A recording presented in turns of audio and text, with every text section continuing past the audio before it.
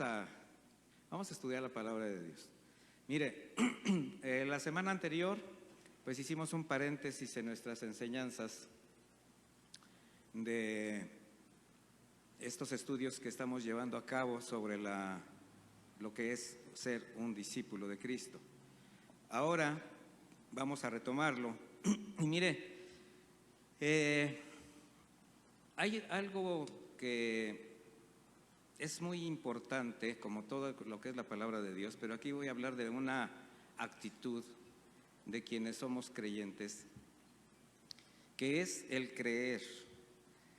El creer es para nosotros fundamental porque de ahí depende, de hecho, que nosotros accedamos a la salvación.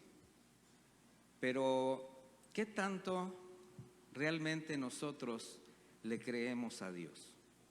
¿Qué tanto nosotros tenemos esa convicción de que Jesucristo es el Hijo de Dios? Porque cualquiera puede creer, eso se lo puedo garantizar. Usted pregunte en el lugar donde esté si conocen el nombre de Jesús, quién es Jesucristo, si creen en Dios, ¿y qué cree que le van a decir? Que sí. De hecho, en el cristianismo evangélico, pues es evidente que si somos cristianos todos van a decir, yo creo en Jesús, yo sé quién es Cristo. Pero realmente Cristo ha sido revelado a su vida como quien verdaderamente es. Porque de esa convicción se va a desprender también de que usted sea un verdadero discípulo, que no tenga nada que le evite caminar con el Señor. Y de eso vamos a hablar el día de hoy. Tratar de entender a Jesucristo o de reconocer a Jesucristo, no solo como el hombre que vino y que se encarnó, el Dios que se encarnó como hombre para un propósito, no solo como un maestro de la palabra, no, sino como Señor y Dios. Hay muchas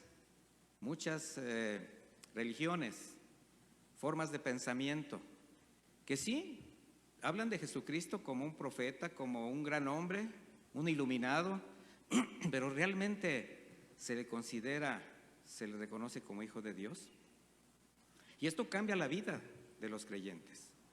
Aunque usted hoy diga, yo sé quién es Jesucristo, yo creo en Jesucristo, pero realmente está convencido de lo que Jesucristo es en su vida, de lo que debería formar parte de usted. Mire, es evidente que para los primeros discípulos del Señor, la experiencia de caminar con Él debió ser tan desconcertante. O sea, hemos estado viendo muchos pasajes de la vida de los discípulos cercanos a Jesús. Una experiencia muy, muy especial, desconcertante, pero también gloriosa, porque imagínese ser testigos de cada paso de Jesús durante su ministerio terrenal. Solamente imagine lo que fue para ellos, para los discípulos, conocer de viva voz sus enseñanzas, ver sus expresiones en cada frase, sus gestos. Cuando hablamos somos muy dados a expresarnos con el rostro, con las manos. ¿Se imagina ver a Jesucristo hablar de amor? ¿Se imagina la mirada de Jesús con sus discípulos? Esa expresión que acariciaba, que consolaba, hablándoles del amor de Dios. Imagina un poco eso. O cuando les hablaba de su justicia, quizás el Señor cambiando su rostro para que sus discípulos entendieran la profundidad de sus palabras. Intentar discernir el verdadero sentido de sus enseñanzas, de sus parábolas.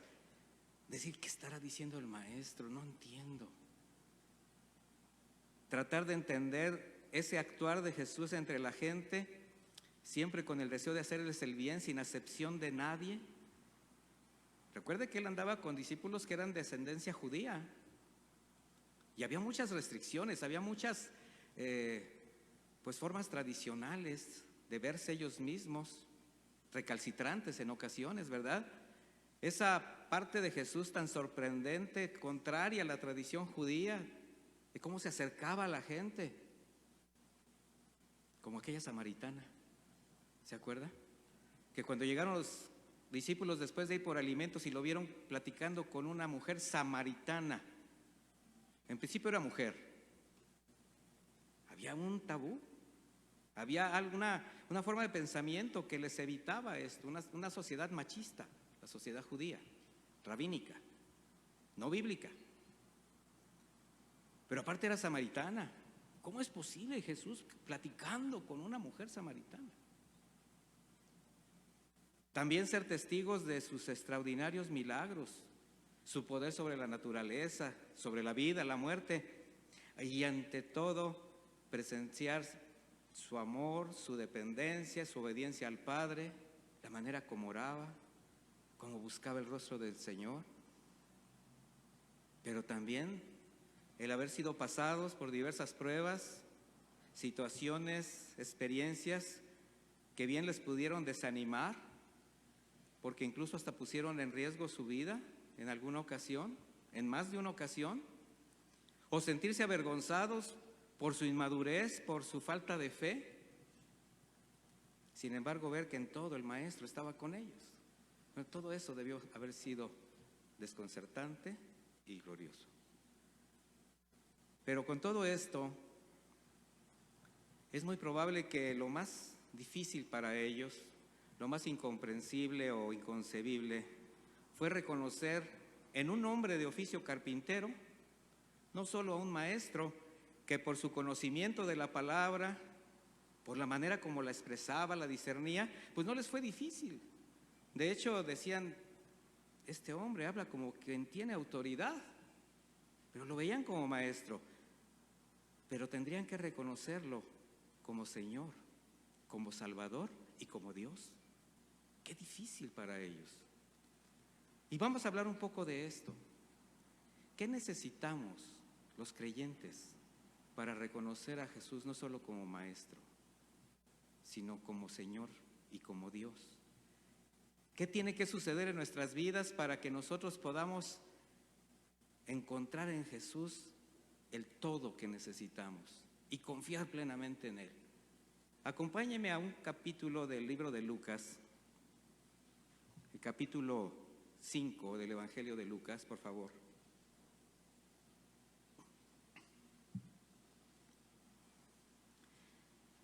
Yo he estado usando y voy a estar usando la traducción de Reina Valera actualizada, contemporánea. Usted sígueme en la traducción que traiga. Y dice de esta manera, ¿ya tiene Lucas 5:1? Aconteció que, mientras las multitudes se agolpaban sobre él y escuchaban la palabra de Dios, Jesús estaba de pie junto al lago de Genesaret y vio dos barcas que estaban a la orilla del lago. Los pescadores habían salido de ellas y estaban lavando sus redes. Al entrar en una de las barcas, la cual pertenecía a Simón, pidió a éste que la apartara de tierra un poco. Luego se sentó y enseñaba a las multitudes desde la barca. Cuando acabó de hablar, les dijo a Simón: boga mar adentro y echen sus redes para pescar. Simón le respondió y dijo: Maestro, vea la expresión, Maestro, toda la noche hemos trabajado duro y no hemos pescado nada, pero por tu palabra echaré la red. Cuando lo hicieron, atraparon una gran cantidad de peces y sus redes se rompían. Hicieron señas a sus compañeros que estaban en la otra barca para que vinieran a ayudarles. Ellos vinieron y llenaron ambas barcas de manera que se hundían. Y Simón, al verlo, cayó de rodillas ante Jesús exclamando: apártate de mí, Señor, porque soy un hombre pecador. Por la pesca que habían logrado, el temor se apoderó de Simón y de todos los que estaban con él. De igual manera de Jacobo, de Juan, los hijos de Zebedeo, que eran compañeros de Simón. Entonces Jesús les dijo: no teman, de aquí en adelante serán pescadores de hombres. Después de sacar las barcas a tierra, lo dejaron todo y le siguieron. Ahora vamos a meditar un poco en esta palabra, en esta escena. Yo lo quiero situar en las playas del mar de ahí de Genesaret. ¿Sí se ubica ahí? ¿Ya llegó? Con el calor de mediodía y está el maestro enseñando. y una gran multitud reunida, dice que se agolpaba sobre él porque querían escuchar la palabra de Dios, y el Señor, viendo esto, pues lo que hace fue buscar una barca cerca, la ve, se sube y pues tenía que tener más libertad para poder enseñar a los presentes. El pasaje no indica, no especifica que estaba enseñando, solo que su púlpito fue una barca, la barca de un pescador que había trabajado toda la noche sin haber conseguido pescar nada. ¿Pero qué cree que estuviera hablando el maestro? El Evangelio, las buenas nuevas, presentando el reino de Dios, predicando el arrepentimiento, el amor, tantas cosas. Al terminar su enseñanza, se dirige al dueño de la barca llamado Simón y le da una extraña orden, quizás hasta absurda debido a la gran experiencia de los pescadores, porque era ilógico, por lo inoportuno de la hora, llevar a cabo una pesca. ¿Por qué? Pues porque la pesca se hace de noche, mis hermanos. Es cuando la luna establece una relación con la fauna marina, lo voy a hablar de esa manera. Ellos suben, ¿y qué cree que hacen los pescadores? Pescan, ¿verdad? Pero el Señor le dice: boga mar adentro y echen sus redes para pescar. Escuche bien la manera como está redactado. Una orden extraña, pero comprensible para Simón y los pescadores, pues porque venía de un hombre más conocido como carpintero o maestro de la palabra. De manera que por lo que les pide, pues ha de haber pensado: este no sabe nada de pesca, ¿verdad? Pero además no habían pescado nada toda la noche, estos experimentados pescadores. Quizás por ello, pues Simón no respondió con un sí, ahorita voy, sino que casi sin ánimo de obedecer, tratando de aclarar incluso a Jesús cuál es la hora que se debe de pescar. A pesar de esto lo obedece, porque le dice: maestro, toda la noche hemos trabajado, así como diciendo: se pesca de noche, maestro, ¿verdad? Y no pescamos nada, pero por tu palabra echaré la red. Ahora vamos a notar algunos detalles. No dice: en tu nombre echaré la red. No. ¿Por qué cree? Pues porque no sabía nada acerca de Jesús, no lo conocía. No podemos decir: es que no lo hizo en el nombre de Jesús. No lo conocía. Él se dirige a Jesús como maestro, porque eso fue lo que él vio en ese momento. Y por eso dice: por tu palabra. Ahora, ¿será por tu palabra de que eche la red o por lo que acababa de escuchar? Por lo que acababa de escuchar. Ve en él alguien con autoridad, alguien especial, y dice: por tu palabra. O sea, él empató con lo que el Señor estaba hablando, llenó su corazón, se sintió persuadido por obedecerle, pero por la enseñanza, no por la orden. Así que por eso obedeció a medias. Le voy a decir por qué obedeció a medias. Porque Jesús le dijo: echen sus redes. O sea, vayan con todo, para que me entienda.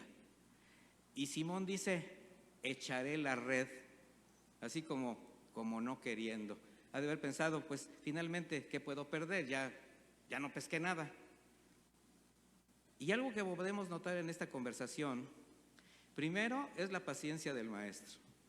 Mire, él sabía que no le conocía. Y por eso no le importó que en ese momento se pusiera en duda pues sus palabras. Pero también tenemos que notar la obediencia, aunque a medias, de Simón, quien, sin conocer a quién estaba delante de él, hizo lo que le ordenó. Y eso fue lo que le permitió ver la magnitud de una pesca milagrosa. Así son los milagros, mi hermano. Así son los milagros. Y así somos los seres humanos. Muy al estilo de Tomás: hasta no ver, no creer. Pero ¿cómo puedes pensar que puedes ver sin creer? ¿Qué cree? ¿Se cree antes de ver o se ve antes de creer? Se debe creer. Y Dios siempre ha sido y es paciente con el hombre. Siempre. Él conoce su corazón, conoce nuestro corazón. Él sabe que somos polvo, mis hermanos. Conoce sus necesidades, nuestras debilidades, y por eso nos extiende pacientemente su misericordia. Algo que el Señor ha hecho siempre. No es de ahora, mi hermano, no es del Nuevo Testamento, es siempre. Como en el caso de algunos hombres del Antiguo Testamento. Y vamos a ver algunos ejemplos, como Gedeón, por ejemplo. Gedeón, a pesar de haber reconocido que fue Dios quien le llamó a liberar Israel de los madianitas, se atrevió a pedirle pruebas sobrenaturales para creer y obedecer.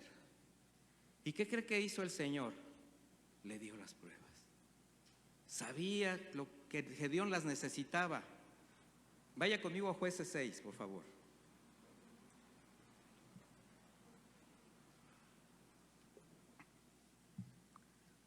¿Cuál es el entorno de este contexto? El Señor se presenta como el ángel de Jehová y pues le expresa a Gedeón y le dice, hombre valiente, ¿verdad? Y luego le dice, tú salvarás al pueblo de Israel de la opresión de los madianitas. Y Gedeón, pues ahí hay una especie de discusión, ¿de dónde hombre valiente si estoy escondido, Señor? ¿De dónde voy a sacar fuerzas para liberar al pueblo de Israel si soy el más pequeño de la familia más pequeña? O sea, muchas expresiones además reales, tal como él era. En el versículo 16, ya Gedeón, así como diciendo, bueno, el Señor le dice, ciertamente yo estaré contigo y tú derrotarás a los madianitas como un solo hombre. Ya Gedeón ya no tenía otra cosa más que preguntarle y decirle, bueno, si he hallado a gracia delante de tus ojos, dame por favor una señal de que eres tú el que hablas conmigo. Y ahí viene. Te ruego que no te vayas de aquí hasta que yo vuelva y traiga mi presente y lo ponga delante de ti. Él respondió, yo me quedaré hasta que vuelvas. Ahora, fíjese todo lo que tuvo que esperar el Señor. Gedeón entró, preparó un cabrito, panes sin levadura, de 20 kilos de harina, puso la carne en una canasta, puso el caldo en una olla, luego se los trajo y se los presentó debajo de la encina. ¿Cuánto cree que se tardó en preparar un cabrito?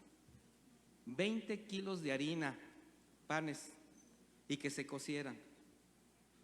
¿Fue paciente el Señor? Sí, muy paciente. Pero ahí estaba esperando. ¿El tiempo de quién es? Es del Señor. Y el ángel le dijo, el ángel de Dios, toma la carne, los panes sin levadura, ponlos sobre esta peña y vierte el caldo. Él lo hizo así. Aquí sí fue un acto de fe porque dijo, todo lo que me tardé en guisar para ti, Señor, y todo lo tiro. Bueno, entonces el ángel del Señor extendió el cayado que tenía en la mano y con la punta tocó la carne y los panes sin levadura y subió fuego de la peña que consumió la carne y los panes. Y el ángel del Señor desapareció de su vista. Dándose cuenta Gedeón que era el ángel del Señor, exclamó, ay, Señor Dios, pues he visto cara a cara al ángel del Señor. ¿Por qué cree que se espantó Gedeón? Porque se dio cuenta que sí era el Señor el que estaba delante de él. Y conocía la historia. Sabía que si miraba cara a cara al Señor podía caer muerto. De manera que el Señor le dice, la paz sea contigo, no temas, no morirás. Entonces Gedeón edificó ahí un altar al Señor y lo llamó el Señor Shalom. Mire, lo que acabamos de leer, bíblicamente se conoce como una teofanía. ¿Qué es una teofanía? Una manifestación, una aparición, una revelación física de la divinidad de Dios, que se puede presentar de diversas maneras. Por ejemplo, la zarza ardiente, desde donde llamó a Moisés, ¿sí la recuerda? Bueno, la columna de fuego en el tabernáculo, o Shekinah, conocida, donde hablaba del Señor con él, con Moisés. El fuego que envió del cielo para consumir el altar de Elías en el monte Carmelo. Es una manifestación de la divinidad del Señor. Teofanía también se refiere a su presencia física, cuando menciona el ángel de Jehová, como cuando apareció Abraham, Ezequiel, Daniel, Isaías, al mismo Gedeón. Bueno, ¿Por qué hago estas aclaraciones? Porque Gedeón, a pesar de haber visto cara a cara a Dios, como él mismo expresó, le levantó un altar de adoración. Bueno, antes de cumplir con el mandato de ir a luchar contra Madián, todavía le pide más pruebas al Señor de que él estaba con él. ¿Y qué cree? Se las dio las pruebas. Y ahí viene la prueba del famoso vellón. Señor, que al amanecer el vellón esté mojado y alrededor seco. Y el Señor en su paciencia lo hizo. Bueno, ahora que sea al revés, que esté seco y todo mojado. Y el Señor lo hizo. ¿A qué voy, mis hermanos? El Señor es muy paciente. No lo trate de probar como Gedeón, pero yo le puedo asegurar que Él le ha dado pruebas constantes que el Señor está con usted, a través de muchas formas. Por ejemplo, ¿ustedes han reconocido que fue Jesucristo quien les buscó, les rescató, los redimió y dio vida eterna? ¿Sí o no? ¿Creen en sus palabras de que está con ustedes, con nosotros, y que jamás nos ha desamparado en medio de cada adversidad? Bueno, ¿cuántos de los que creen y han experimentado su gracia, su cuidado, su misericordia, han dudado de Él poniendo a prueba sus palabras, sus promesas y su fidelidad? Y usted me puede decir, pues yo no. Bueno, yo le voy a decir cómo puede usted saber esto. ¿Quiere saber cómo usted ha puesto a prueba al Señor y cómo ha dudado de Él? Recapacite un poquito su grado o nivel de obediencia a sus mandamientos. Entonces lo va a saber. ¿Cuánto obedece a Dios? ¿Cuánto le cree a Dios? Si me amas, ¿qué? Guardarás mis mandamientos. Y eso representa confianza. Eso representa fe. Eso representa convicciones. Y si usted no obedece el consejo del Señor, ¿por qué cree que es? Porque todavía está dudando de Él. O porque tiene problemas espirituales muy graves. No sé cuál sea más terrible. Porque así, de esta manera, Dios es como ha probado desde el principio la fe, la confianza de sus siervos, con obediencia, mis hermanos, creyéndole a Él, creyendo su palabra, como Josué, que fue obediente a las instrucciones extrañas, quizás para muchos ilógicas, que el Señor le dio antes de tomar Jericó. Vaya conmigo ahora a Josué 6, por favor.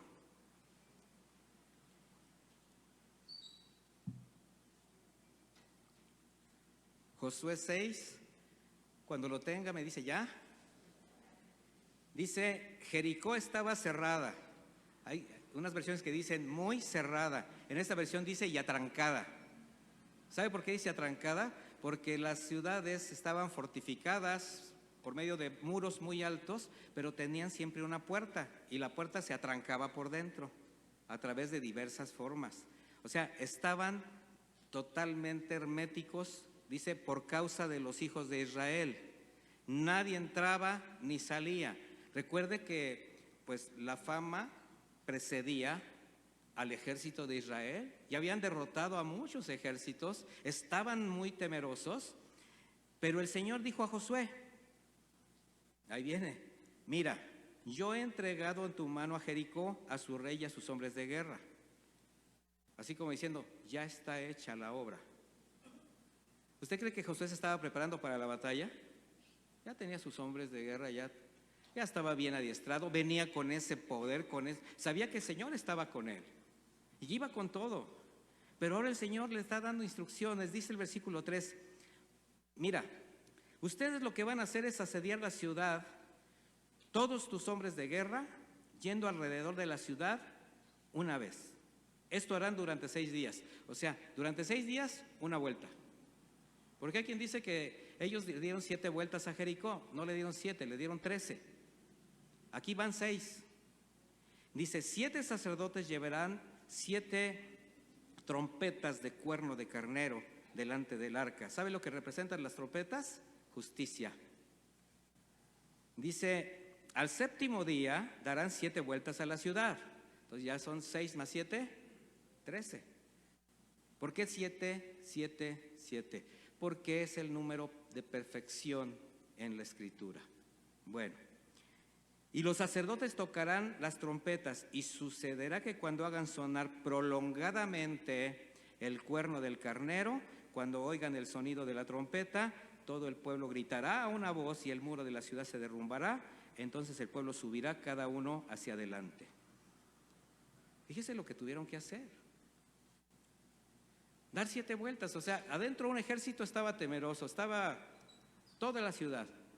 Y los muros tenían atalayas, o sea, tenían espacios para estarse asomando. Y esperaban una gran lucha. Y de repente empezaron a ver que empezaban a peregrinar los israelitas tocando las trompetas. Bueno, la primera vez con miedo, la segunda, a la sexta le dicen, ya les gustó aquí caminar alrededor del muro. Pudieron haber pensado hasta mal de los israelitas. No saben ni cómo entrarle. Estaban obedeciendo a Dios. A lo mejor los insultaron, a lo mejor los provocaron, no sabemos. Pero lo que sí vemos es cómo la fe y la obediencia de un siervo fiel a la palabra de Dios puede impactar la vida de quienes son testigos de su perseverancia, de su conducta y de su lealtad al Señor. Hemos hablado de discípulos y maestros, y le puedo decir que su carácter de discípulo leal, obediente al servicio del Señor va a impactar la vida de quienes lo están viendo y le van a seguir. Así es como cada discípulo es llamado a cumplir la misión y el propósito que Dios ha determinado en el entorno donde le haya puesto. ¿Dónde le ha puesto primeramente el Señor, mi hermano? En su casa. Allí usted tiene que manifestar lealtad, obediencia, confianza al Señor para que usted tenga credibilidad y tenga la autoridad que el Señor le ha dado para guiar a su familia. Le estoy hablando a los varones, también a las mujeres que tienen esa necesidad de cuando no hay varón en casa, pero cuando hay varón en casa, la misma mujer, ¿qué tiene que hacer? Sujetarse. Han de decir las mujeres, ¿por qué dice tanto eso? Porque es bíblico. Porque eso fue con lo que le dijeron a Eva cuando hizo lo que hizo. ¿Sí se acuerda o no se acuerda? ¿Y sabe que por naturaleza la mujer se quiere preponderar? Es su naturaleza, pero naturaleza humana. Por eso el Señor le dijo, no es así. Y al hombre le dio la capacidad de hacer las cosas de manera correcta y la guía espiritual. Estoy hablando de hombres cristianos. Y una mujer que se sujeta a un hombre cristiano es una mujer feliz. ¿Sí, hermanas? Ay, no están convencidas, pero así dice el Señor, aunque usted no lo crea, aunque usted no quiera. Se lo dije la otra vez y se lo seguiré diciendo. El matriarcado no cabe dentro del reino de Dios. ¿Estamos? Nada más 3, pero no importa si oyeron. Bueno, en su casa, en su trabajo, en la iglesia, en el entorno donde el Señor le ponga, donde el Señor le establezca, ahí usted tiene que manifestar su lealtad, su obediencia al Señor. Como otro hombre que también rehuía a obedecer al Señor, y este era un hombre impío. ¿Se acuerda de Naamán, el general, aquel poderoso? Él padecía de lepra. Él sabía que con todo su poder, su dinero, su prestigio, estaba destinado a morir de una manera terriblemente dolorosa. Vaya conmigo a Segunda de Reyes, por favor. Dice, yo se lo voy a leer. Entonces Naamán llegó con sus caballos y su carro, se detuvo ante la puerta de la casa de Eliseo, y Eliseo le envió un mensajero que le dijo, ve, lávate 7 veces en el Jordán y tu carne te será restaurada y serás limpio. ¿Qué cree que se pasó con Naamán? Se enojó. Dice, Naamán se enfureció y se fue diciendo, yo pensaba que seguramente él saldría, que puesto de pie invocaría el nombre del Señor su Dios y que moviendo su mano sobre el lugar sanaría la parte leprosa. O sea, él se imaginaba un milagro a su conveniencia, de acuerdo a su investidura. Yo soy el general, yo merecía respeto, yo merecía que él saliera a recibirme, me hiciera caravanas, sí, que también me sane. Pero yo soy el general. ¿Y sabe qué? No fue así. ¿Y sabe cuántos de los que estamos aquí somos como Naamán? Que le estamos rogando al Señor un milagro, pero queremos que sea a nuestro gusto. Señor, cambia a mi esposo. Señor, cambia a mi esposa. Y el Señor te dice, claro, pero primero cambia tú. No sé si se desmayó, dijo amén, pero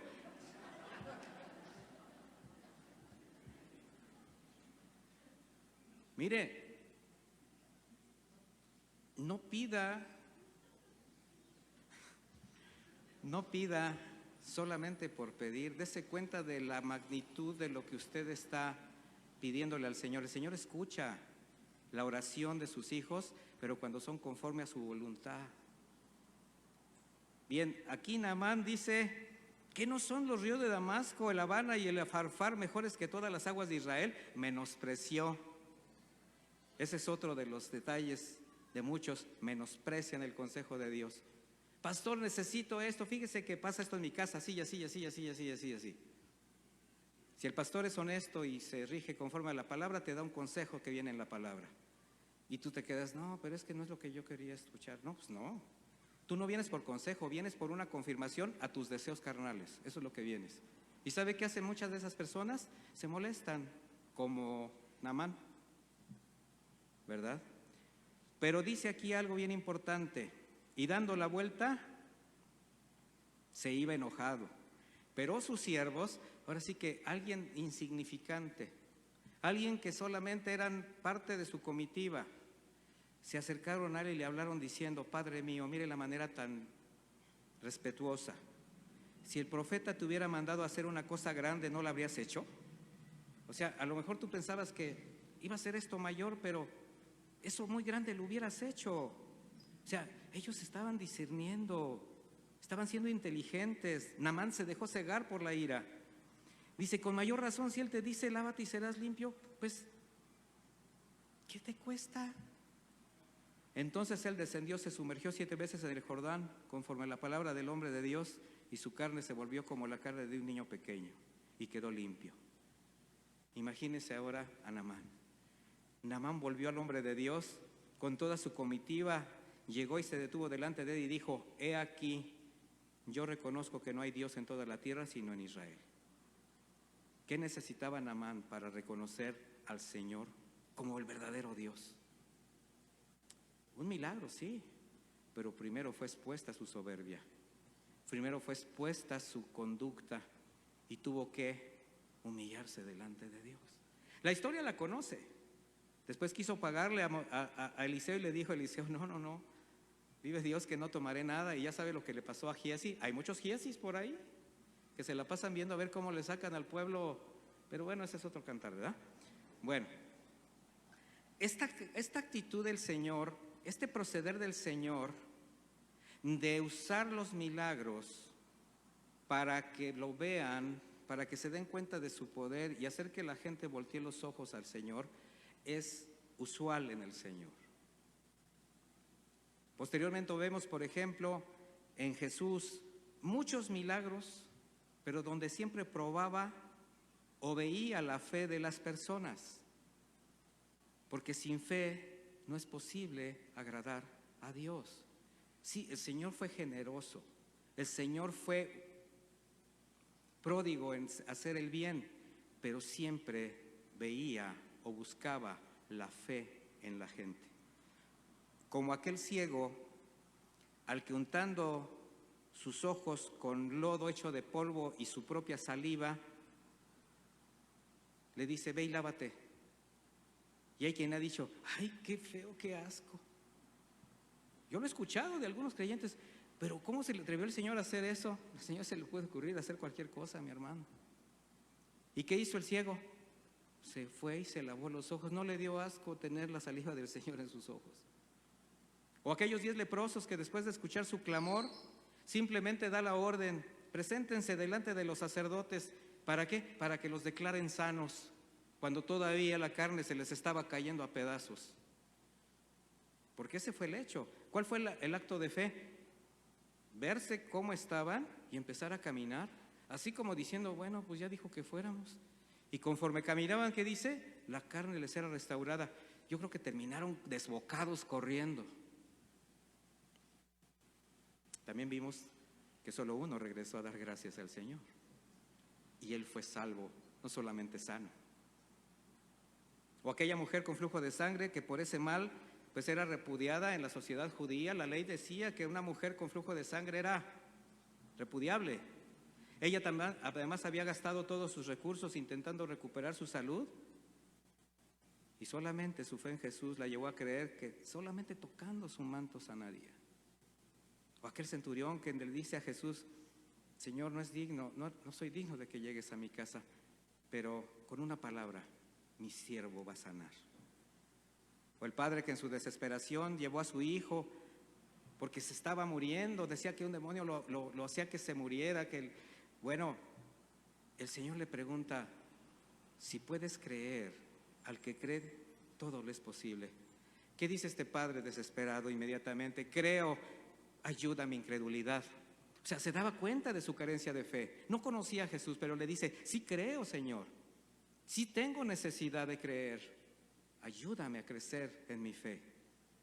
Mire, la gente, las personas, de manera natural tenemos necesidades que son reales, son auténticas. Y por eso la mayoría busca salidas de cualquier tipo. No le importa cómo, pero quiere una salida. No le importa a quién recurrir, quiere una salida. Y como dice el dicho mexicano: y el que no conoce a Dios ante cualquier piedrita se hinca. Todo es una salida. ¿Y sabe por qué buscan algo extraordinario, sobrenatural? Porque está en nuestra naturaleza también, con el soplo que tenemos del Espíritu de Dios. Eso nos hace voltear los ojos hacia arriba. No sé por qué, pero sé que hay alguien que me puede ayudar. Entonces hay una gran necesidad, pero de creer en Dios. Por eso no existe nada más grave y lamentable delante del Señor que una fe desviada por causa de intereses personales. Es un delito, es un pecado, mis hermanos. De ahí la necesidad de conocerle realmente, aprender a buscarlo, depender de Él, y no por lo que nos pueda dar, sino porque Él sea lo más importante en nuestra vida, y lo demás vendrá por añadidura. Ese es el Evangelio, mis hermanos. Ahora, regresemos a la pesca milagrosa. Regrese a Lucas 5. Ahí, ahora vamos a ver el resultado de una orden extraña, de una obediencia a medias, y esto fue una pesca extraña que produjo una reacción extraña en Simón. De manera que el milagro de pescar a mediodía una gran cantidad de peces, donde las redes se rompían, donde las barcas se hundían, bueno, estos hombres, a pesar de haber sido testigos de un milagro fuera de toda posibilidad natural, porque ese es un milagro, algo sobrenatural, bueno, a partir de ese momento la historia da un giro muy especial. De repente el milagro pasa a segundo término porque algo ocurre en el corazón de algunos de los presentes, sensibles a lo que estaba ocurriendo, y se llenaron de temor. Había muchas razones por qué celebrar. Mira, no pescamos nada y están ahora las barcas llenas, pero había algo más importante que hacer. Y Simón, en lugar de alegrarse por la ganancia que representaba esa pesca, algo sucede en su corazón, que cae de rodillas pronunciando unas palabras que sorprenden: apártate de mí, Señor, porque soy hombre pecador. Nadie se esperaba esto. Yo creo que ni el mismo Simón. Una expresión extraña, porque además si deseaba que el Señor se apartara, pues bastaría con alejarse de Él y ir a vender el producto de la pesca, disfrutarlo. Así como muchos que tienen muchas necesidades, y cuando tienen muchas necesidades es cuando se acercan a Dios, de alguna manera. Y después de ser testigos de la misericordia de Dios, recibir una respuesta a un problema milagrosamente, en lugar de ser agradecidos, se alejan menospreciando la gracia. porque el hombre siempre busca a Dios, pero la mayor de las veces es cuando necesita algo, cuando le conviene. Sin embargo, en las palabras de Simón podemos ver reflejada la sencillez y la humildad de quien ya reconoce a Jesús por lo que es el Señor y no por lo que puede dar. Y con esa actitud, lo que realmente ahora le está expresando es: Señor, no soy digno ni siquiera de estar delante de ti. Así como el profeta Isaías en esa teofanía, después de ver la gloria del Señor, y solamente tuvo aliento para decir: he aquí que soy hombre muerto, pero fue consolado con el perdón de su maldad a través de ese simbolismo, en ese trozo de carbón tocando sus labios. Así también el Señor consoló a Simón, lo abrazó en ese momento y le dice: no temas, desde ahora serás pescador de hombres.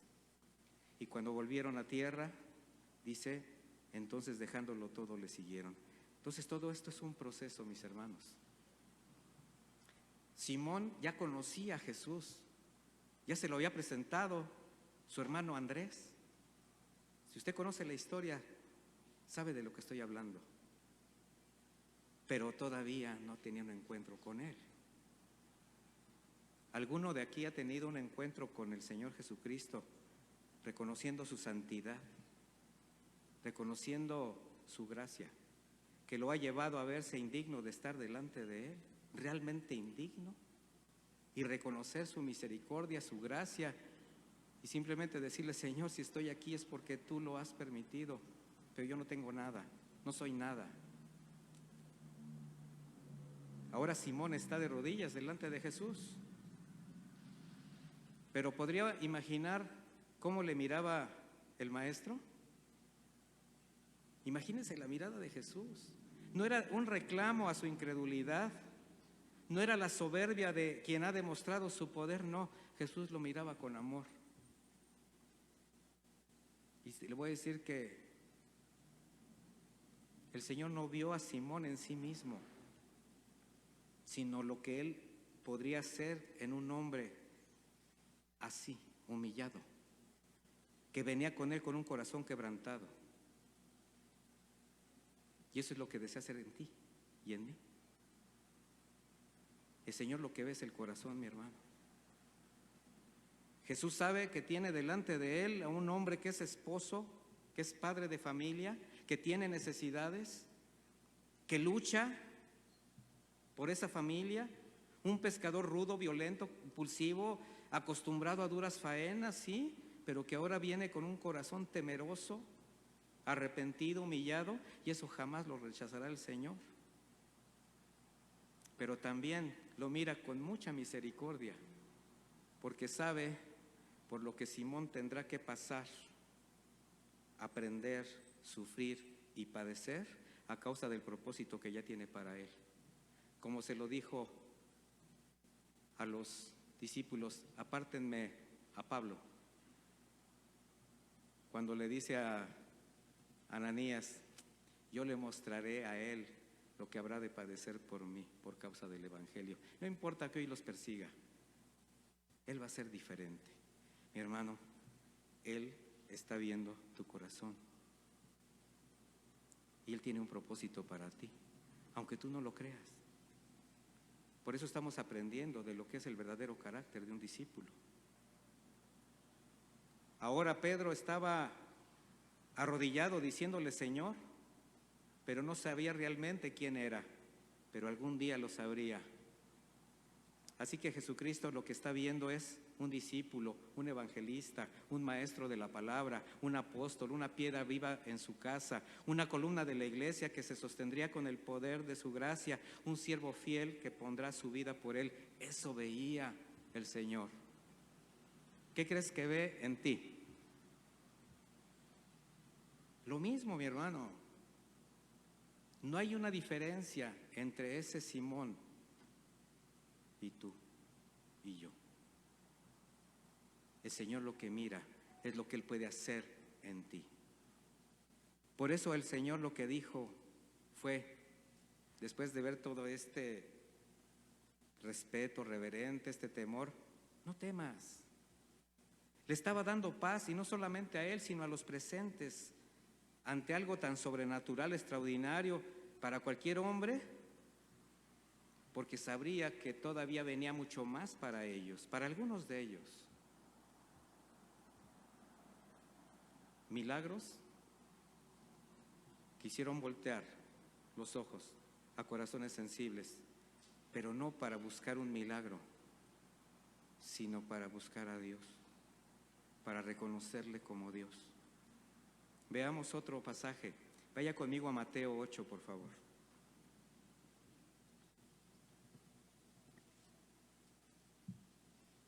Vamos a leer dos pasajes que se parecen mucho. En Mateo 8, a partir del versículo 23.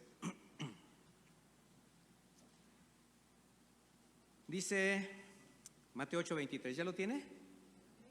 Dice, y él entró en la barca, o sea Jesús, y sus discípulos lo siguieron. De repente se levantó una tempestad tan grande en el mar que las olas cubrían la barca, pero él dormía. Y acercándose lo despertaron diciendo, Señor, sálvanos que perecemos. Y él les dijo, ¿por qué tienen miedo, hombres de poca fe? Entonces se levantó, reprendió a los vientos y al mar, y se hizo grande bonanza. Los hombres se maravillaron y decían, ¿qué clase de qué? Hombre. ¿Ya se fijó la palabra? Hombre. Es este que hasta los vientos y el mar le obedecen. Ahora adelántese un poco hasta Mateo 14.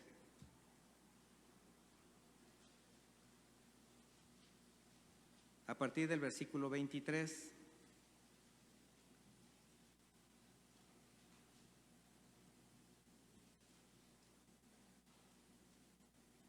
Dice así, una vez despedida la gente, subió al monte para orar a solas. Cuando llegó la noche estaba allí solo, y la barca se quedaba a gran distancia de la tierra azotada por las olas. ¿Qué había pasado? El Señor les indica, adelántense, yo los alcanzo, voy a despedir a unas personas. Acababa de dar de comer a 5,000 personas, ¿verdad? En ese momento, ahorita lo vamos a ver adelante. Dice, quedaba a gran distancia de la tierra, o sea, ya iba mar adentro, azotada por las olas, porque el viento era contrario. Y a la madrugada, después fue a ellos caminando sobre el mar.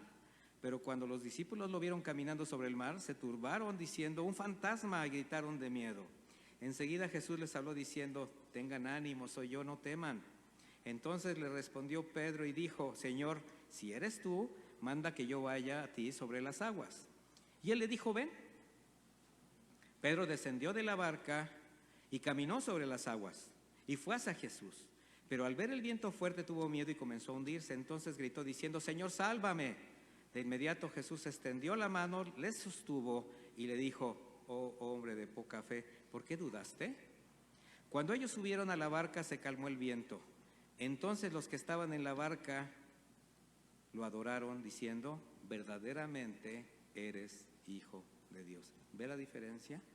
Aquí ya ha pasado aproximadamente, no sé, 1 año y medio del primer evento. Dos pasajes muy parecidos, con una gran semejanza entre ellos. Sin embargo, no solamente son diferentes, sino que nos dan la oportunidad de complementar una buena enseñanza, una gran enseñanza hacia nosotros. En la primera travesía estamos viendo al Señor entrando a la barca. Él, mire, el pasaje anterior, el contexto anterior es que acababa de confrontar a algunos que pretendían seguirle, esos que dijeron, Señor, yo te seguiré a donde vayas. Bueno, ese es el evento, y por intereses personales no lo hicieron. Ahí en ese momento el Señor va a la barca, él sube y sus discípulos lo siguen. El pasaje narra que estando en alta mar se desata esta terrible tempestad, y mientras Jesucristo dormía descansando tranquilamente, pues los discípulos se asustan de tal manera que desesperadamente lo despiertan. O sea, ¿dónde estaba Jesús? En la barca, cerquita, a la mano. Vinieron diciéndole, Señor, sálvanos que perecemos. Ahora sí que lo vieron tan cerca que era fácil simplemente despertarlo y pedir ayuda. El Señor se levanta, los confronta por su falta de fe, ordena a los vientos que se calmen, se hace la gran bonanza y los discípulos maravillados aunque no dicen nada a Jesús, se empiezan a comentar entre ellos: ¿qué clase de hombre es este que hasta los vientos y el mar le obedecen? Ahí se queda. Pero en el otro episodio la situación es muy distinta. Jesús también acaba de hacer un gran milagro. Es cuando da de comer a 5,000 hombres con sus familias a partir de unos peces, unos panecillos, enseñar la palabra. Mientras los despedía, envía a sus discípulos por delante para quedarse a orar a solas con el Padre. Y ahí sí, ahora vemos a los discípulos en medio de un turbulento mar con viento contrario, en medio de una gran tormenta que comienza desde el anochecer hasta casi el amanecer. Bueno, una experiencia tan terrible y traumática que cuando Jesús se acercó a ellos imaginaron ver un fantasma.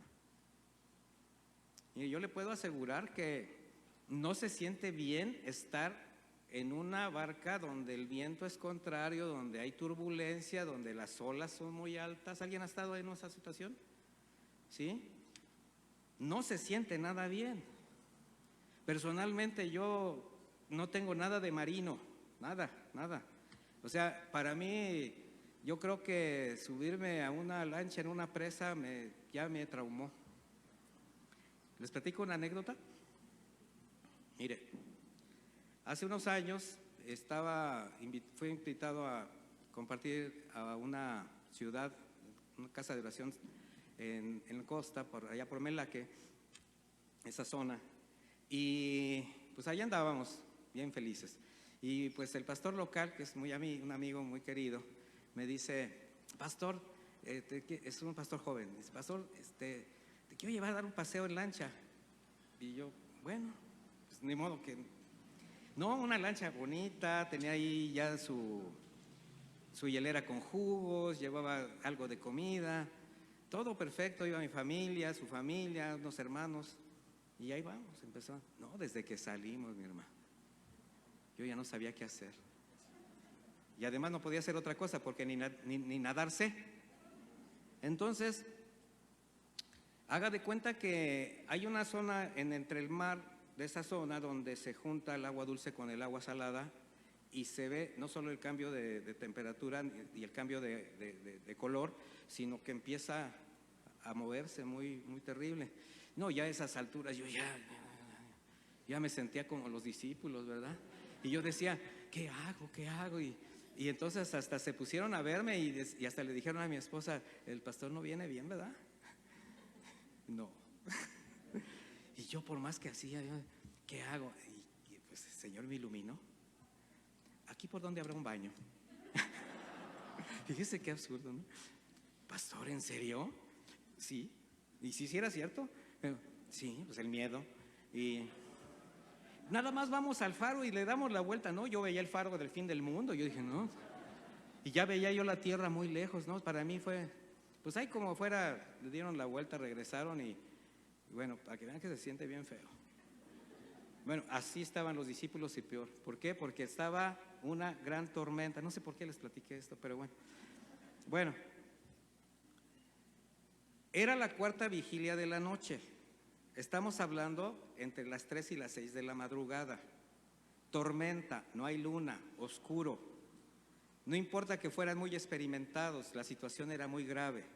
Y nos da la idea del tiempo que estuvieron solos. ¿Por qué digo solos? No estaba Jesús con ellos. Ahí, azotados por la tempestad. Cristo no estaba cerca desde el punto de vista físico. En su desesperación, no sé, perdieron toda esperanza de conservar la vida. Quizás recordaban cuando el Señor iba con ellos, han de haber recordado: la otra vez estaba aquí y nada más lo despertamos, pero ahora no está a la mano. No hay a quien recurrir. Pasaron horas de verdadera agonía, sintiéndose solos, abandonados, desamparados, quizás atemorizados, hasta tuvieron reacciones negativas en contra del Señor. Mire, cuando han sucedido situaciones difíciles en su vida, tormentas,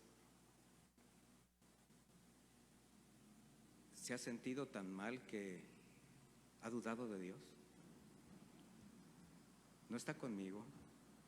Por más que oro, estoy pasando por un desierto terrible, no sé qué está sucediendo. Y empezamos, si soy tu hijo, Señor, si tus promesas, y luego si viene de una doctrina extraña, si ya declaré, confesé positivo, si ya decreté y es más, yo ofrendo, diezmo y oro y leo la Biblia y ya está como el fariseo aquel, ¿verdad? Mira. Bueno, algunas veces cuando las cosas son contrarias, cuando se siente solo, abandonado de la mano de Dios, ¿qué ha pensado mi hermano? ¿Qué ha pensado de Dios? ¿Será que hasta se ha decepcionado de su fe? No es condenatorio esto, no es condenatorio. Estamos aprendiendo porque somos seres humanos y el Señor lo sabe. Pero ¿cuántos hemos pasado por una situación así que nos hemos sentido desamparados? Y hemos podido pensar mal del Señor. Y nos resulta difícil comprender cómo permite que pasemos por experiencias tan delicadas, tan agotadoras, tan peligrosas, que nos resultan confusas. Perdemos la noción del tiempo, de la circunstancia, de la realidad de quiénes somos. Y somos hijos de Dios. Situaciones en que deseamos ardientemente contemplar, experimentar el auxilio de Jesús, verlo dentro de la barca, sentir su presencia. ¿Y sabe qué? Nos olvidamos de algo bien importante. Nuestra relación con el Señor no es por vista, es por fe. Si a usted le llegaron a enseñar que usted debe de sentir la presencia de Dios, eso no lo dice la Escritura. La Escritura dice que creamos. Y en esa fe el Señor trabaja. No siento a Dios. No se trata de que usted lo sienta, se trata de que usted crea que Él está. Por eso dice la Escritura que la fe que agrada a Dios es el que cree que le hay, que existe Dios, que ahí está. ¿Usted cree eso, mi hermano? Sin embargo, hay quienes por el desconocimiento de Dios o una fe sin afirmar, cuando se desatan las tormentas en la vida, solo ven su debilidad, desamparo, desesperanza, incertidumbre, de manera que cuando llega la respuesta de Dios, incluso no lo creen, lo ven como algo irreal. Es un fantasma, no puede ser, porque no llega de la manera como quieren que llegue. Y esto sucede cuando no hay convicciones. Escuche bien esto, mis hermanos. Cuando no hay convicciones de quién es Jesús, de que sus palabras son sí y amén, que las promesas del Señor son verdaderas. Lo voy a decir de otra manera: cuando Jesucristo no ha sido revelado al corazón, no solamente como hombre y maestro, sino como Señor y como Hijo de Dios, siempre les será fácil desesperarse y hasta dejarse caer cuando llegan las tormentas de la vida. Es aquel que escucha, pero realmente no cree las palabras de Cristo. No lo ha hecho Señor de su vida. No está convencido que Jesús tiene todo en control de su vida. Y mire, usted está aquí. Estamos aquí. Y vaya que hemos pasado por situaciones muy difíciles. No solamente a nivel personal, a nivel familiar, sino a nivel de un país, de un mundo. El Señor dijo: no se turbe tu corazón, crees en Dios, cree también en mí.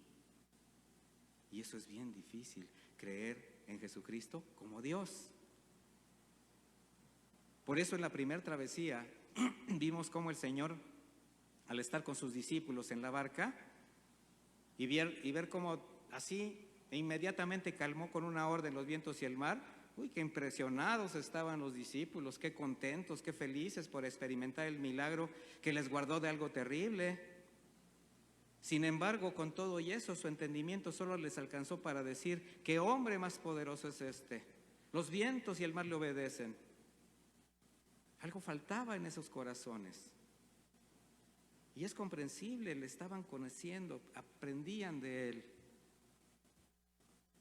¿Esto qué nos muestra? Que cuando Jesucristo aún no es revelado y reconocido como lo que es, Salvador, Señor, Hijo de Dios, aunque se le considere alguien especial, siempre se le verá como un hombre, como un maestro, como un ídolo, como una imagen. ¿Crees en Jesús? Sí, mira, lo traigo aquí lo traigo. Ahí está en el templo, ahí. Voy a hacer una manda para ver a Jesús, y no solamente a Jesús, al primero que se les ocurra.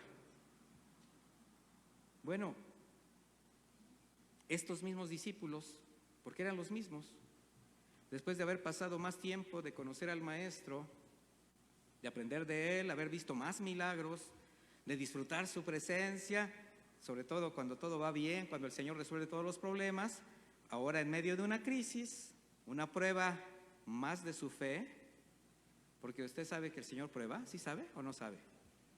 Conforme usted va caminando en la fe en el Señor nos va poniendo pruebas, de acuerdo a lo que Él sabe que usted va a aguantar. Él es fiel y Él jamás pondrá a usted una prueba, una tentación mayor a la que usted pueda soportar, porque así es el tratar con el discípulo, ese es el caminar de un discípulo. Bueno, aquí en una prueba más de su fe, después de horas de luchar contra un mar embravecido, ya fatigados, llenos de miedo y desconcierto, ahora Jesús llega y lo ven como una aparición, una mala jugada de su mente, y Jesús los consuela y les dice: tengan ánimo, soy yo, no teman, no teman. ¿Se imagina usted ese momento? O sea, a mí me gusta involucrarme en la historia. Yo sé que es difícil entenderlo, ¿verdad? Tratar de pensar cómo fue, debe haber sido terrible. Pero ahora ve a los discípulos en medio del mar embravecido y ver nada más la imagen de Jesús caminando sobre el agua. Y le dice: no teman, sí soy yo, véanme. Qué fácil es llenarse de temor cuando no se reconoce al Señor como es. Cuando no lo podemos identificar en todo momento y circunstancia como quien tiene todo bajo control, por oscura que sea la tormenta. Bueno, aquí aparece nuevamente Simón Pedro exhibiendo su peculiar personalidad. Él de alguna manera era más extrovertido y le dice al Señor: si de verdad eres tú, manda que camine hacia ti sobre las aguas. A lo mejor hasta los otros discípulos, conociendo a Pedro, le dijeron: a ver, dile algo para ver si es cierto. Señor, di que vaya yo contigo. Y Jesús solamente le dice: ven. Jesús estaba seguro de lo que estaba haciendo. Pedro había pedido algo. ¿Y qué cree? Pedro caminó sobre las aguas. Con todo lo que podamos pensar, pero Pedro caminó sobre las aguas. ¡Qué sensación! ¡Qué sensación caminar sobre las aguas! Pero solamente mientras mantuvo su mirada fija en Jesús. Dice, mientras veía a Jesús, se imagina a Jesús extendiéndole las manos. Vente, como cuando el bebé. ¿Sí? ¿Quién ha tenido bebés? Muchos. ¿No le han hecho así de chiquitos así? Vente, mijo, y ahí está el papá aventándoselo, ¿no? Y ahí va el niño y hasta se pone uno de alfombra para que no se caiga. El Señor ahí estaba, extendiéndole los brazos. Pero cuando la tormenta lo rebasó, cuando le distrajo lo que estaba sucediendo en su entorno, se llenó nuevamente su corazón de miedo y se pensó a hundir. Dice, gritando. ¿Se lo imagina ahora gritando? Señor, sálvame. Y fíjese lo que dice la palabra, de inmediato. No lo pensó dos veces el Señor. Tenía los brazos extendidos y de inmediato lo único que hizo, dice, lo sostuvo y le dijo, hombre de poca fe, ¿por qué dudaste? O sea, como diciendo, venías bien, Pedro, venías bien. Y así estamos muchos, mis hermanos. Ahí vamos y Señor, dame oportunidad de caminar contigo. Quiero hacer tu voluntad. Y el Señor te dice, ven, ven.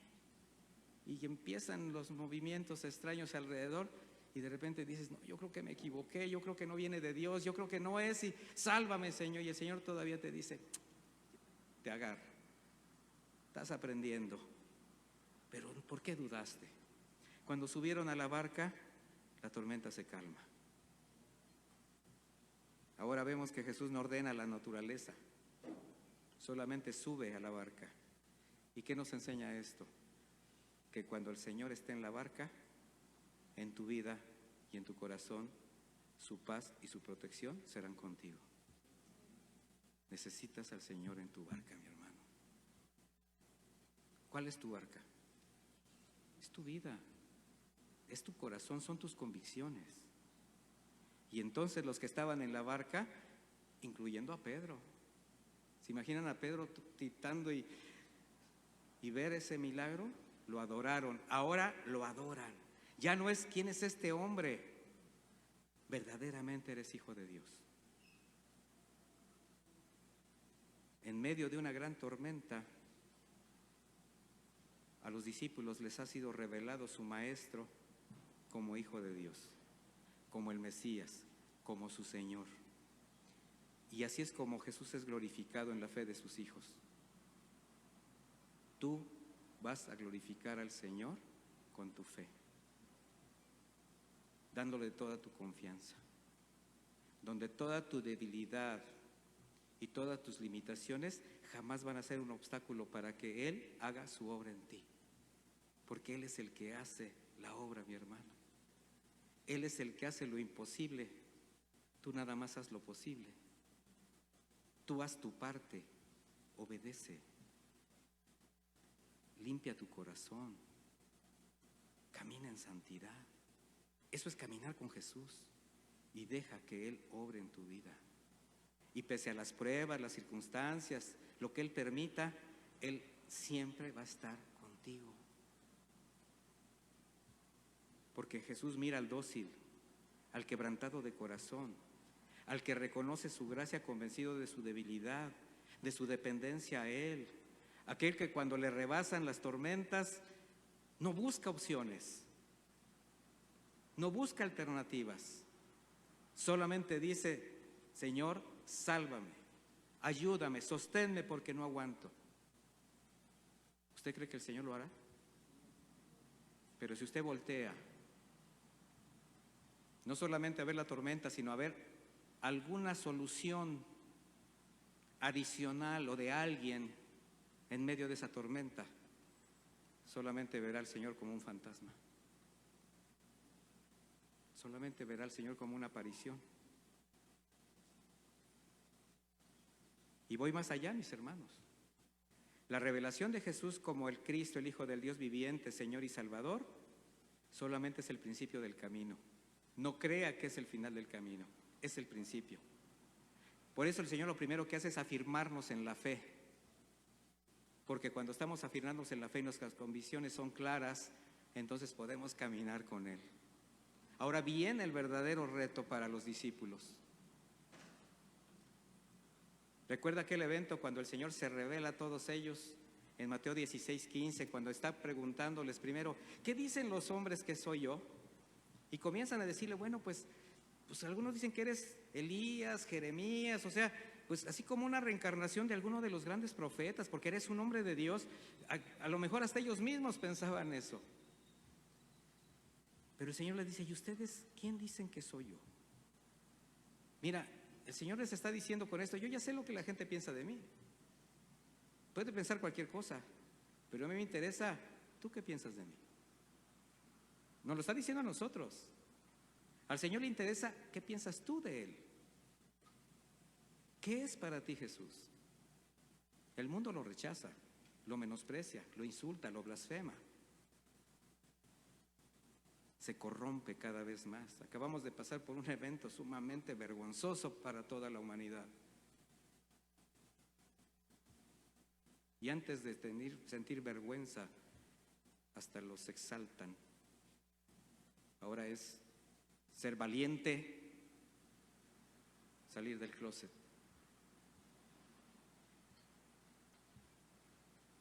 ¿Ustedes quién dicen que soy yo? Y ahí viene una iluminación hacia Pedro. Tú eres el Cristo, el Hijo del Dios viviente. Por eso Jesús le dice: bienaventurado eres Simón, hijo de Jonás. ¿Por qué le dice su nombre? Para que no se olvide de sus orígenes.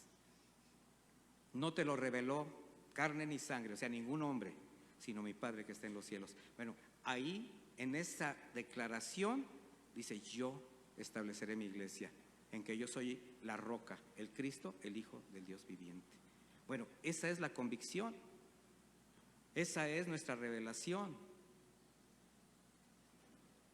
Y para Pedro, como para los discípulos en aquella época, recibir esta revelación, sus enseñanzas, servir a su lado, aprender de él, no representaron el cumplimiento del propósito de su llamado, porque todavía le esperaban pruebas, fracasos, zarandeos, como parte de su formación para cumplir su ministerio.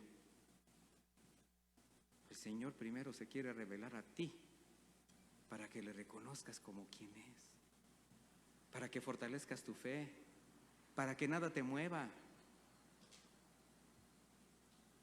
Porque los fracasos, las equivocaciones y la debilidad en un discípulo nunca van a ser un obstáculo para el Señor. Nunca, mi hermano.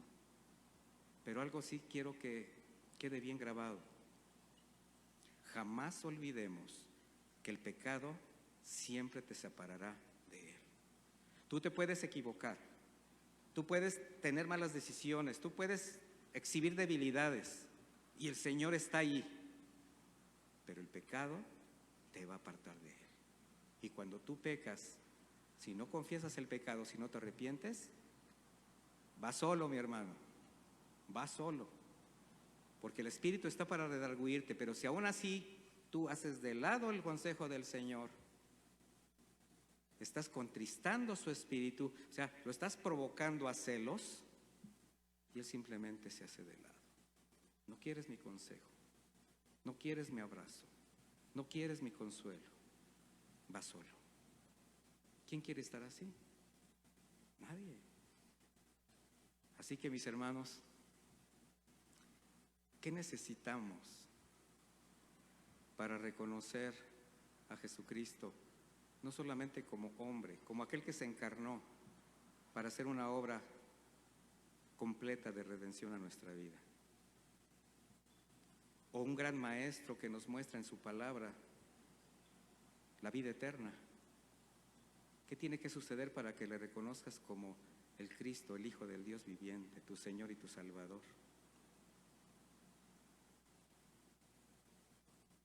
Postremos el corazón, mis hermanos. Postremos el corazón ante Jesús, nuestro Maestro, nuestro Salvador, nuestro Señor, nuestro Cristo, el Hijo de Dios, quien aquel día en el mar de Galilea se manifestó milagrosamente y fue adorado con temor reverente. Postrémonos ante quien con una orden calmó el mar y los vientos, ante quien en medio del mar turbulento con una sola palabra puede inundar nuestro corazón de paz, porque su amor, su bondad, su cuidado, justicia y misericordia no han cambiado, mis hermanos. Vamos a orar. Los invito a que se pongan de pie.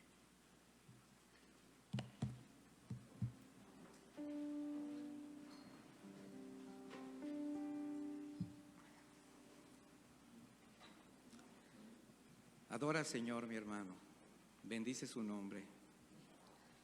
Postra tu corazón y reconoce que Jesucristo no solamente lo podemos ver como quien dio su vida por nosotros, hizo una obra perfecta. Nosotros lo tenemos que ver como quien es. Él dejó su reino. Él siempre es Dios. Solamente vino a hacer una obra completa de redención. Pero Él es el Cristo, el Hijo del Dios viviente, Señor y Salvador nuestro. Y dale gracias, porque extendió su misericordia, porque sigue extendiendo su cuidado hacia una iglesia que Él sabe, Él conoce, está aprendiendo. Pero Él desea que cada paso que des, mi hermano, cada paso, cada enseñanza, la guardes en tu corazón, la medites, la pongas por obra, porque es la única manera como vas a salir adelante. Vamos a salir adelante. Señor, gracias te damos en esta mañana por tu palabra, por tu cuidado, por tu misericordia. Gracias te damos por recordarnos que aún siendo polvo, aún siendo pecadores, Señor. Hiciste el milagro de poder estar delante de ti, porque nuestro Señor, nuestro Jesús, nuestro Salvador, se hizo hombre, fue maestro y es el Señor, el Hijo de Dios, el cual regresará por su iglesia, una iglesia santa, una iglesia pura, una iglesia sin mancha. Y estamos en ese proceso de conocerle. Que tu Santo Espíritu nos siga guiando, Señor. Que tu Santo Espíritu nos siga mostrando, nos siga revelando más de ti, Señor. Límpianos, santifícanos, Señor. Guárdanos de todo mal, para que las tormentas no sean las que nos distraigan. Y en medio de cada adversidad, en medio de un milagro, en medio de una situación difícil, siempre veamos tu mano poderosa, pero no por lo que nos das, no por lo que extiendes ese cuidado, sino porque eres Dios, porque confiamos en ti. Danos convicciones también para que nuestro testimonio bendiga a los que son testigos de nuestras vidas, porque ese es el camino del discípulo: aprender para mostrar tus maravillas. Gracias, Señor, por tu palabra. Gracias por este cuidado y gracias por ser nuestro Dios. Que Dios les bendiga, les acompañe.